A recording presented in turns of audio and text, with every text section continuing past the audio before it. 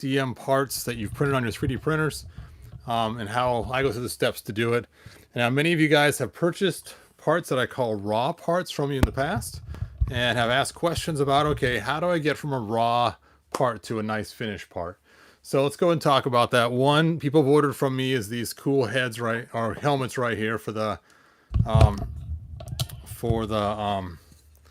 battle cats, for the Revelation battle cat to replace the helmet. And when you get them raw, they're, you know, a little bit rough. And the other ones are dungeons. I don't have a whole dungeon complete right now to show you, but here's one piece, for instance, this top grid right here. So let's go ahead and do a quick rundown, and I'll show, and the parts are all in the description with links to them. So you're going to get the exact things that you see here, because these are the ones that I bought. So first thing you want to do is get some 120 grit sandpaper. Now I've gone through lots of different kinds, and I found this one right here, this no slip grip, works the best. It has like a rubber type coating on the back or something. And it just really helps, because I find when you're sanding and sanding and sanding, it just keeps sliding on you. So I've gotten this no grip slip, and it works really well. It's like someone posted a comment. Let me see what it is. Let's see. Hey, Jamie Sanders, thanks for joining us. Jason, thanks for being here. It's going good. This is just a real quick video on how to finish the raw parts that you guys buy from me, whether it's the dungeon or the helmet. So again, 120 grit sandpaper first, the no slip grip on the back, and that seems to work the best. After I've sanded it down a little bit, now you have a couple choices to do at this point. Oh, let me turn my volume down. You can either just leave it the way it is and paint over it, which would probably be okay, or if you want, you can coat it with resin. Now, coating the resin is kind of a little more advanced step, and so the resin that I use is this water washable resin. And I just use the gray. This one's ceramic gray. And basically, you want to make sure you have a lot of protection when you do this. Make sure you have gloves. I got a link to the gloves in the comments as well. And some sort of respirator or well-vented area, and the links for that in there as well. And then you just take and you pour it in the lid, and then just take your brush and brush it all over it with your gloves on. And then the next step is you have to get a UV light to harden it.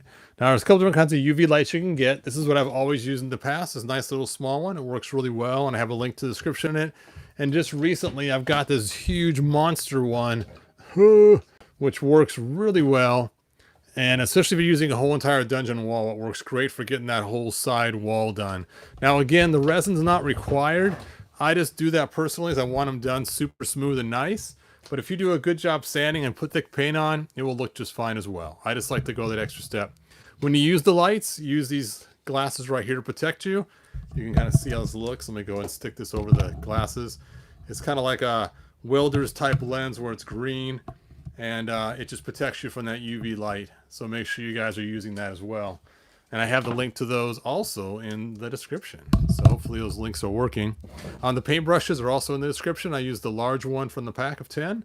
And the paintbrushes work really good for all kinds of stuff. Now you're going to find you're going to use very little of this resin to coat this, for instance. And not even that much to coat the whole entire dungeon. So if you have a lot of things you want to put resin on to make it smooth, then you'll have a lot left over when you're done. You can also buy the smaller bottles, the 500s instead of the 1000, which is half the size. And that should be more than enough for you guys. All right, so I think that's pretty much it. And I have all the links in the description. And again, you don't have to go to this far in detail. You don't need to actually go all the way to the resin if you don't want to. That's just what I do personally. Oh, I forgot this. I'm sorry. After you put the resin on and after you are done using the light, you then want to use a toothbrush. I don't have a link to a toothbrush. I usually have the motorized ones, and just wash it off with lots of water and a toothbrush, and then afterwards hit it with 400 grit sandpaper, and I have a link to that as well. Make sure it's wet when you do it. The wet sandpaper works great for taking off that extra little bit of resin that is still sticky and it makes it hard and solid. After you cure the resin with the light, it'll have a slight sticky film on it, and you want to get rid of that by using the toothbrush and the wet dry sandpaper. Don't sand too much, or you're going to end up taking off all the resin you put on there. All right. Hey, Spiker, thanks for being here. Hey, 373 Commander Ed, thanks for being here. And Weird Fantastic Toys Adventures, thanks for being here as well. All right, I'm going to end this video pretty quick. It's just basically a quick information video because somebody asked me today on Facebook, hey, what do I use to finish it? I don't want to have to wade through all your videos to find how to do it. Now, in the description, I included 2 videos, one for how I coat this with resin. You can see it if you click that link. And the other one is how I coat the dungeon with resin. But I would suggest checking those out as well, just so you can see the actual process of what I do and not just the parts. All right.